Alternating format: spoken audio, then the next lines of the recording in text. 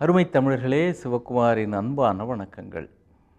இன்றைக்கி என்ன கிழமை அப்படின்னு கேட்டால், நம்ம இன்றைக்கி திங்கக்கிழமை, செவ்வாய்க்கிழமை அப்படின்னு பதில் சொல்லுவோம். அதானே உண்மை.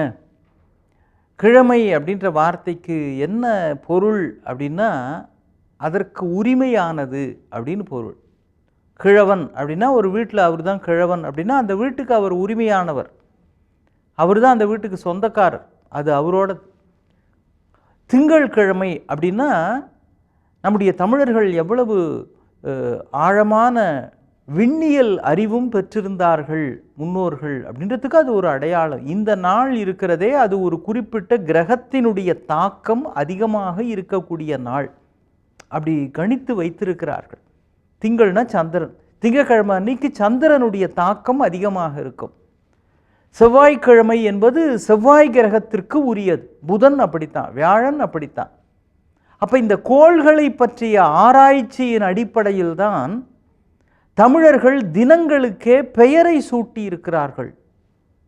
இது ஒரு ஆச்சரியமான விஷயம். இது ஏதோ ஜோதிடம் சம்பந்தப்பட்ட விஷயம் அல்ல. இதே ஜோசியத்தை அடிப்படையாக வச்சு தான் தமிழர்கள் அதையும் தாண்டி ஒரு குறிப்பிட்ட நாளை அந்தந்த கிரகங்களுக்கு உரியது என்று பெயர் வைத்திருப்பதில் இருந்தே எவ்வளவு தூரம் கோள்களை பற்றிய ஞானம் கொண்டிருந்தார்கள் புரிஞ்சுக்கலாம். இந்த நாளை நீங்கள் எதுக்குங்க பயன்படுத்தினீங்க அப்படின்னு கேட்டால் ஒவ்வொருத்தரும் ஒன்று சொல்லுவோம். கடைக்கு போனங்க, வேலைக்கு போனங்க, ப்ரோக்ராம் இருக்குது அதுக்கு போனங்க, அப்புறம் சம்பந்தம் பேசினுங்க, ஒரு கான்ட்ராக்ட் ஒன்று பேசி முடிச்சங்க, டீலிங் ஒன்று முடிஞ்சுதுங்க, இப்படிலாம் சொல்லுவோமே தவிர ஆங்கிலத்தில் ஒரு வார்த்தை உண்டு, யூ மேட் மை டே என்று சொல்வார்கள். இந்த நாள் உன்னால் பூரணமாயிற்று அப்படின்னு.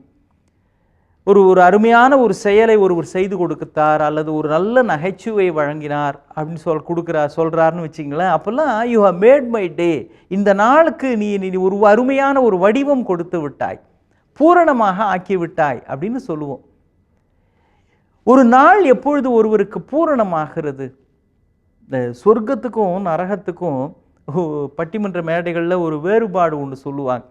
சொர்க்கத்துக்கும் நரகத்துக்கும் என்ன வித்தியாசம்னா, அங்கே போகிறாங்க இல்லையா, அங்கே போகிற எல்லாருக்குமே எந்த வேறுபாடும் இல்லாமல், அது சொர்க்கமானாலும் நரகமானாலும் கைகளெல்லாம் ரொம்ப நீளமாக படைச்சிருவாங்களாம் கைகளை.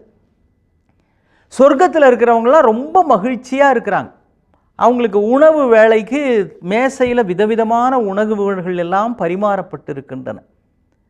நரகத்தில் இருக்கிறவங்களுக்கும் உணவு வேளைன்னு வந்ததுன்னா உணவு மேசை டைனிங் டேபிளில் விதவிதமான உணவெல்லாம் அப்படியே பரிமாறி வச்சிடுறாங்க. ஆனால் நரகத்தில் இருக்கிறவங்கெல்லாம் பசிக்குதே பசிக்குதே பசி தாங்கலையே அப்படின்னு தவிக்கிறாங்க. சொர்க்கத்தில் இருக்கிறவங்கெல்லாம் திருப்தியாக ஒவ்வொரு வேளையும் சாப்பிட்டு எந்திரிச்சிடுறாங்க.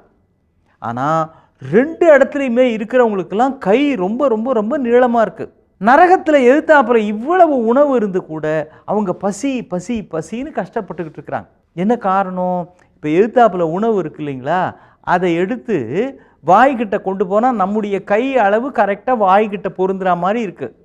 ஆனால் அவங்களுக்கு தான் கை நீளமாச்சே, அதனால் இப்படி வாய்கிட்ட கொண்டு போனால் கை எங்கேயோ ஒரு கிலோமீட்டர் தாண்டி நிற்குது. அப்போ எடுத்து சாப்பிடவே முடியல அவங்களால். சொர்க்கத்தில் இருக்கிறவங்களுக்கும் இப்படி தான்.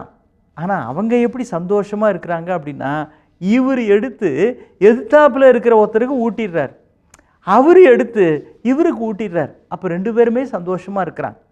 இது ஒரு கதை தான். யாரும் போய் சொர்க்க நரகத்தில் எப்படி இருக்குன்னு யாராவது பார்த்துட்டு வந்தாங்களா? போனாங்களே தவிர திரும்ப வரமாட்டாங்க. அந்த நம்பிக்கையில் தான் அவனு சொர்க்கம் நரகம்னு கதை விட்டுக்கிட்டு இருக்கிறான்.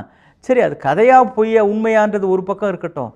அந்த கருத்து எங்கெல்லாம் தனக்கு தனக்கு என்று தான் மட்டுமே அனுபவிக்க வேண்டும் என்று நினைக்கிறார்களோ, தன் பசியை தீர்த்து கொள்ள வேண்டும் என்று நினைக்கிற பொழுது மனிதன் இருக்கிற இடம் நரகமாகிறது. அவன் எப்பொழுது பிறர் பசியை தீர்க்க வேண்டும், பிறருக்கு துணையாக இருக்க வேண்டும் என்று நினைக்கிறானோ, அப்பொழுது அவனும் சந்தோஷப்படுகிறான், அவனுடைய பசியும் தீர்ந்து விடுகிறது, அடுத்தவனுடைய பசியும் தீர்ந்து விடுகிறது. எவ்வளவு அருமையான சிந்தனை! நாம் நல்லா இருந்தால் போதும், நாம் மட்டும் சந்தோஷமாக இருக்கணும், நான் இன்றைக்கி எவ்வளோ சம்பாதிச்சேன், அது உண்மைதான், அது அடிப்படை தேவை தான். ஆனால் அதையும் தாண்டி ஒவ்வொருவரும் அடுத்தவனை பற்றி நினைக்கிற பொழுதுதான் அந்த இடத்தினுடைய சிக்கல்கள், பிரச்சனைகள், சவால்கள் தீர்ந்து சௌக்கியமான ஒரு சூழலை நம்மால் உருவாக்க முடிகிறது. இந்த டீம் ஒர்க்கினுடைய அவசியத்தை மேனேஜ்மெண்ட் டெக்னிக்ஸ் சொல்லித் தருகிற சுய முன்னேற்ற பேச்சாளர்கள், மோட்டிவேஷனல் ஸ்பீக்கர்ஸ், அப்புறம் டீம் பில்டர்ஸ், இவங்கெல்லாம் ஒரு சுவையான ஒரு விஷயத்தை சொல்லியிருப்பாங்க. என்னன்னா, ஒரு அறை முழுக்க வண்ண வண்ண பலூன்கள் எல்லாம் அப்படி கட்டி கட்டி கட்டி வச்சிருக்கிறாங்க. ஒரு அறையில் ட்ரைனிங்காக வந்திருக்கிற நியூலி அப்பாயிண்டட் எக்ஸிக்யூட்டிவ்ஸ் ஒரு 25 பேர் இருக்கிறாங்க. அதில் சொல்கிறார், நீங்கள் எல்லாரும் போங்க, அந்த அறையில் உங்கள் பேர் எழுதின பலூன் இருக்குது, அது எல்லாத்தையும் எடுத்துக்கிட்டு நீங்கள் வாங்க, சீக்கிரமாக எல்லாரும் வந்துடணும், அப்போ தான் இந்த டீம் பெஸ்ட்டு டீம் அப்படின்னு ஒரு 3 டீமை செலக்ட் பண்ணி சொல்கிறார். ஒவ்வொருத்தருக்கும் உங்களுக்கு தேவையான பலூன்கள்லாம் உள்ளே இருக்குது, உங்கள் பேர் இருக்கிற பலூன் எடுத்துக்கிட்டு வரணும்னு. ஒரு ரூமுக்குள்ளே போனாங்க, ஒருத்தரும் எடுத்து அங்கே இருக்கிற ஏகப்பட்ட பலூன் யார் பேரோ எழுதியிருக்குது. இதில் என் பேர் ராமசாமின்னு வைங்களேன், ராமசாமி பலூன் எங்கே, ராமசாமி பலூன் எங்கே அப்படின்னு தேடிக்கிட்டு உட்காந்துருக்குற அவங்களும் அவங்க பேர் என்ன இருக்குன்னு.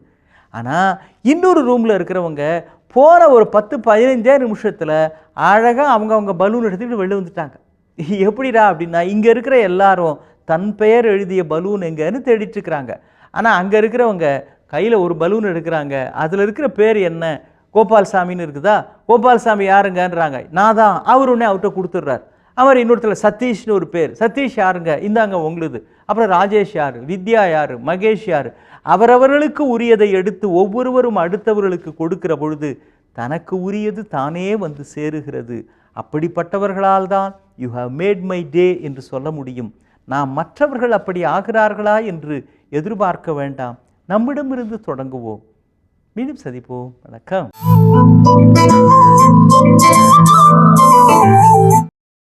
இன்னும் பல வீடியோக்களை காண சன் லைஃப் சேனலை சப்ஸ்கிரைப் பண்ணுங்க.